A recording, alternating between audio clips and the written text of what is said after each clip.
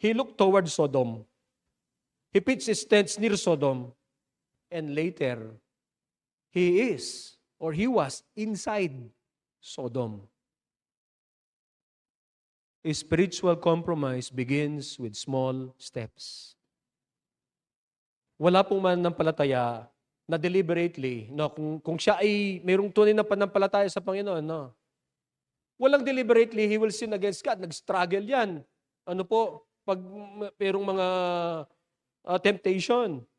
Pero ang spiritual compromise, ano po, makukuha tayo doon sa pakonti-konti, paunti-unti.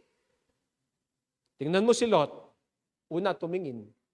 Tapos nag-pitch ng tent doon. Pagkatapos nandun na. Spiritual compromise begins with small steps. Palayo sa Panginoon.